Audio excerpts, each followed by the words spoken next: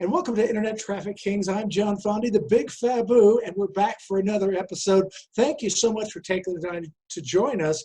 But also, we've got some great guests that are going to be on today. We're going to kind of freestyle this around and kind of move this back and forth and talk about some topics. We are on the campus of UNLV, the home of the Runman Rebels.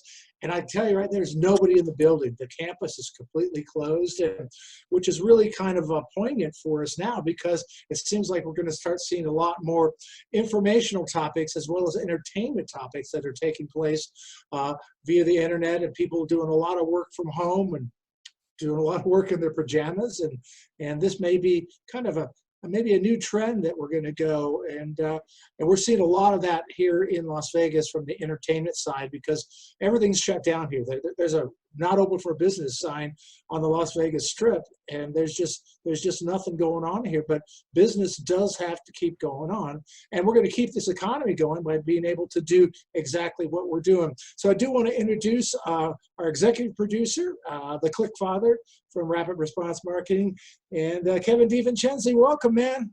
Hey, John, how are you? Show number 2. Let's go.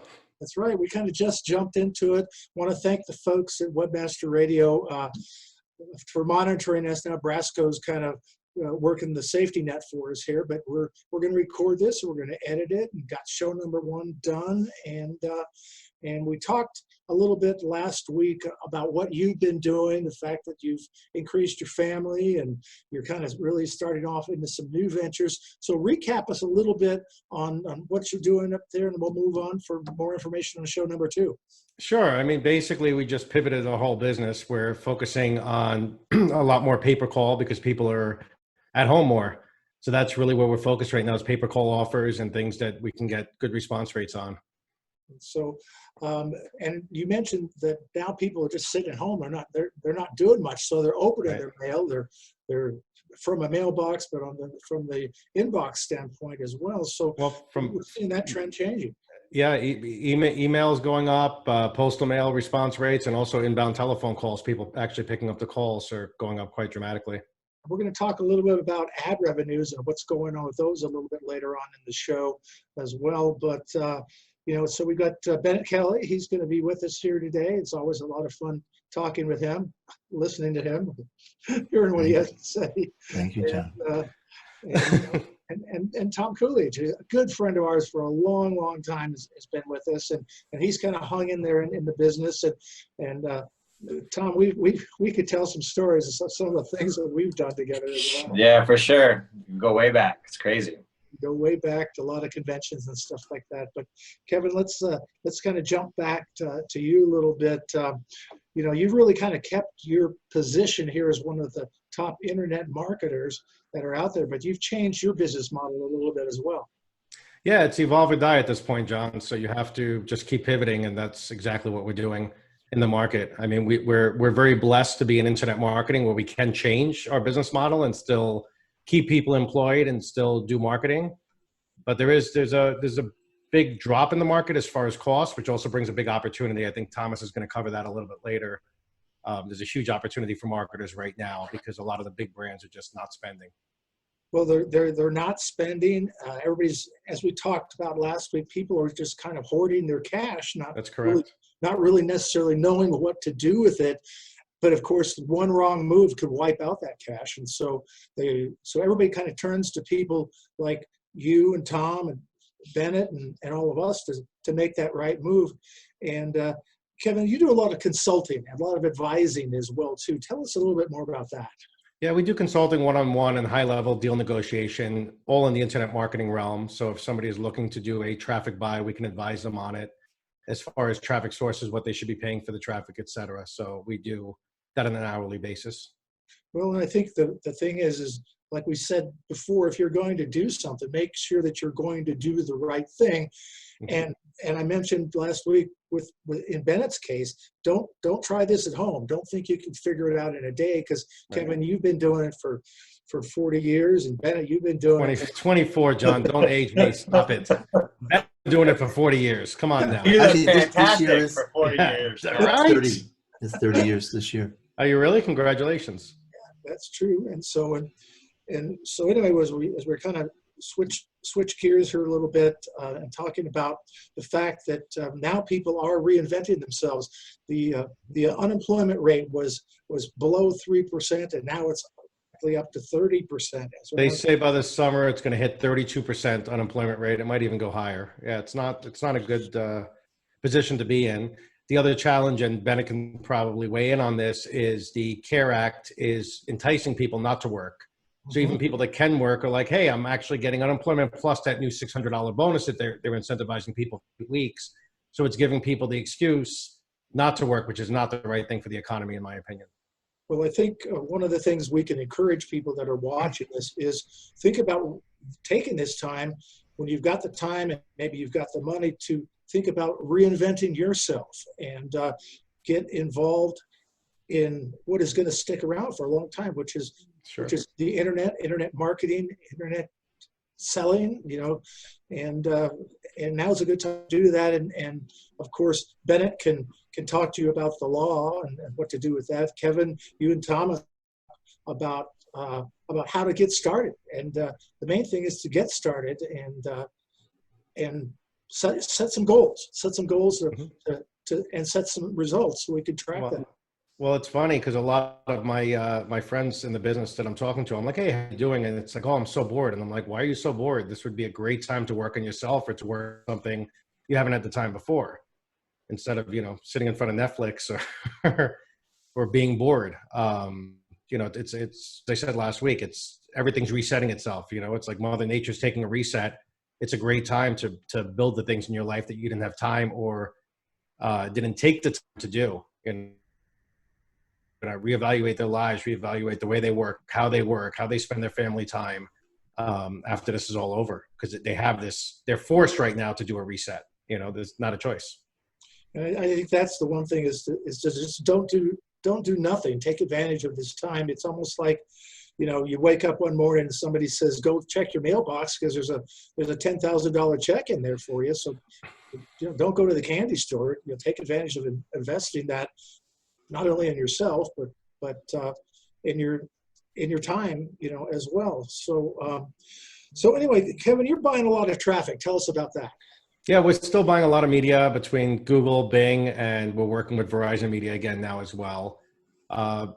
Multiple different offers. A lot of them home services, health insurance, Medicare insurance, things of that nature. So things that actually help people and benefit people. And so one of the things, I own the Las Vegas Television Network, which is, it's all Vegas all the time. And so I do a lot of so it's all dark all the time now. there's a big cloud hanging over us now as well. But I do a lot of pay-per-click ads on my network. And the same verticals that you're going through, I'm actually using those same verticals, if you will, and education, tracks really well. Insurance tracks really well. Yep. Things of that nature. And all that is basically going to end up changing now, because it's kind of like, it's not so much what do you want, it's what do you need. And are you seeing that in your traffic buys as well? Well, again, we're focusing mostly on what consumers need right now, but the traffic prices are dropping dramatically because obviously with the big advertisers pulling out. So that's a trend that we're seeing right now for sure. Well, and that's a good segue. We're going to kind of move into that now, and we'll actually put up on the screen the chart that you sent me about ad revenue is dropping like a rock out there. Yeah, Thomas actually sent it to me this morning. That's one of the reasons I wanted to bring him on. Thomas is very heavy in TV. So Thomas, you can talk about what you're seeing out there as far as TV and radio.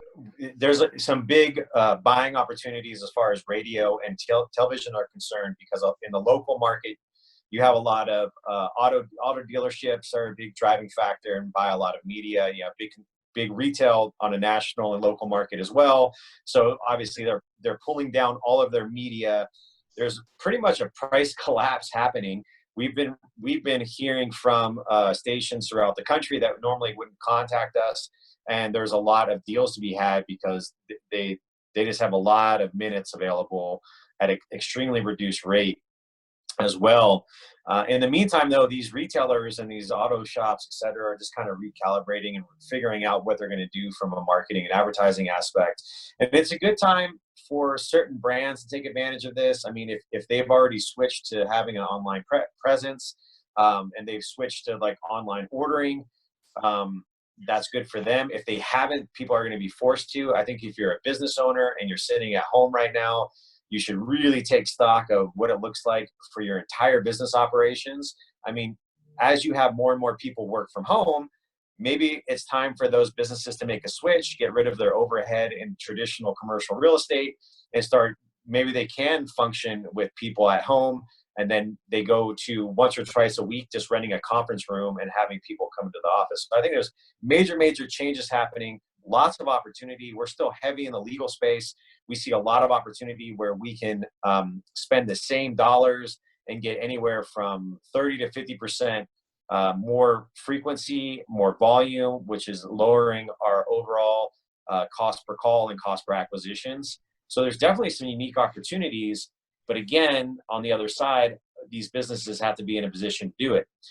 There's been quite a few that already had systems set up for virtual work from home agents, so it hasn't really affected their call center operations.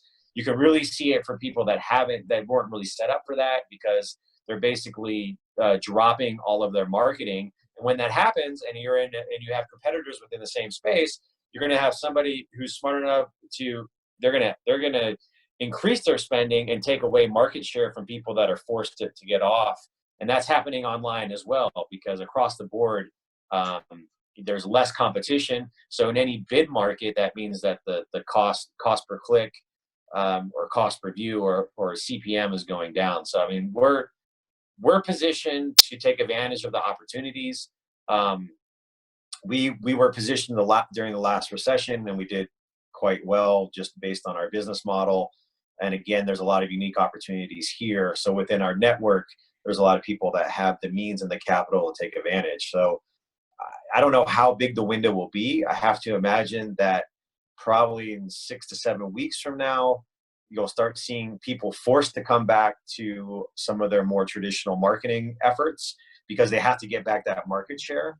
But everything's kind of up in the air, because even in retail, in essential retail like grocery stores, mostly do a lot of print mail. I mean, and they do a lot of digital. I mean, it's hard to imagine when you have all of these people that are stocking up now, when everything's lifted, there's going to be less spend, because those people are going to need less items when they go back to the store. So those guys, I think, are going to get a big influx of revenue today, but really it's going to be same or similar revenue when you extrapolate that over a few months' time, because you're going to have less spending in the future. Just a guess, though.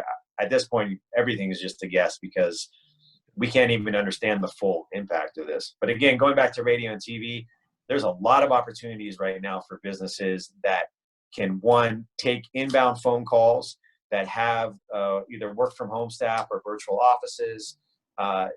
They can take advantage of this inexpensive media, and there's still conversion on the other end as far as consumers that are willing to make a purchase, especially if you're looking at things like final expense insurance and life insurance. Again, I think people are financially going to be forced to cut back to the necessities. I think people inherently are going to look at this situation as a fork in the road and say, what is it that I really need to put in order for my family that I've been ignoring or I really haven't paid attention to? And now I'm home, and there's a lot of things that I can look at and I can assess. So I think there's a lot of people out there buying a ton of life insurance right now, saying, shit, man, I could walk outside and that could be it for me. Walk outside, get coronavirus, and game over.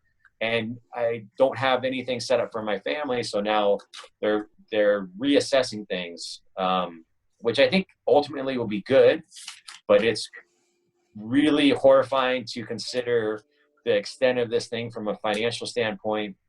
I definitely have to take a look at myself and understand that we live in the United States. We're super privileged compared to a majority of the world out there. We're in a position where you can go to their grocery store right now and they have supplies. The food chain the food chain and everything is The toilet moving. paper. Toilet paper. I mean, it's crazy though. If you really just think about it, there's people right now that just don't even have close to this luxury, and just in their daily life to survive, they're forced to be out and expose themselves Sure. to the general public. So I mean, there's a lot of things that go through my head outside of just the business advantages, but it's pretty interesting. But again, I can only compare this to the recession in 2008 from a media standpoint, and those opportunities that existed then exist now. They'll probably be short-lived, but there will be the companies that will survive are the ones that are adapting, and the ones that will continue to adapt. And I have a sneaking suspicion many people that are going to forego commercial real estate, forego their offices, downsize their offices and that overhead, and allow people to work from home. And people are going to have to adjust to doing that. I've been doing it for like 15 years, so I'm used to it, but not everybody is. That's the thing too. Talking about retail, they say it takes 30 days to make a habit, right? With everything being shut down, I think retail is going to suffer dramatically, because what's going to happen is these shopping malls and what have you, people that normally part of their routine was, oh, I need something, I'll go to Macy's, or I'll go here, I'll go there. Now they haven't done it for the past 30, 45, 60 days. I don't think there's still going to be the same propensity to go to these places. Plus with the underlying threat, even after the summer hits and God willing this thing is over, it's going to probably hit again in the winter. So people are going to be scared to go out again, right? Especially this year, it's going to be the first year where it's going to be a lot of fear mongering, and it doesn't have any help with that, obviously. Well, that's true. We've got about another 10 minutes to go here, but Ben, I want to turn our sights on you a little bit. How are you seeing this in your world shaping out, and what is that basically doing for your business? Well, I mean, there's a lot of people wondering legal consequences. So I've been asked, and we mentioned this last week, to look at a few insurance policies to see whether this has business interruption insurance can be triggered. I've been asked to look at contracts to see whether it can be voided. There's a concept called impossibility or frustration of purpose. If in this case, the person was going to do a marketing campaign in relation to a book, and the market for books is unrelated to, unless it's Corona related, is died, and bookstores are closed, and so it just didn't make sense to force this person to move forward with a contract for something that was doomed. And so that's an issue that we're seeing is come up. Is one, can I get out of this contract? Two, do I have insurance? Now I have a relative who's in the real estate law, and today's we're taping this on April 1st, and this is a big witching hour day because rents are due, lease payments are due for many people, and that's just going to have a ripple effect throughout the economy if payments don't happen. Well, quite a few states, though, that enacted do not evict laws, right? California's got a 60-day. Nevada enacted a 30-day last Tuesday, which there's a good and a bad to that, right? Because the bad to that is people are just going to abuse the system. Personally, I've got renters that are fully capable of paying their rent, and they're not right now. So people will abuse the system. But I do think it's a metric. So we'll Sure. find out later this week so large landlords, or when large companies, commercial tenants stop paying, Right. and then banks now aren't getting paid on their loans. Right. We'll get some metric about how widespread that is, and that may cause uneasiness in the market, or better yet, give some sense about the breadth of the problem and whether or not we need to do anything further to address it. Sure. Well, I got a note from you today, and thanks for sending that out. You're doing your part. You're actually doing some webinar activity going on, and surprisingly enough, there's no charge for that. That's kind of something different that we see from you, Bennett. Yeah. I didn't tell him to say that, Bennett. I swear that wasn't me. That was good. I appreciate that. I appreciate that. That was good. What a guy. And yes, and so to its credit, the California Lawyers Association is doing a series of free webinars, and then they're retaping them under Zoom so that they can be posted as videos on YouTube for the general public on, COVID-19 related issues, for example. And working from home triggers a lot of issues. And so the presentation I'm working on tomorrow will be on the cybersecurity issues of working from home. And there are a number of them. But there's also a lot of employment issues related to home, and there's some working from home, and that is discussed in another video that they already have up there.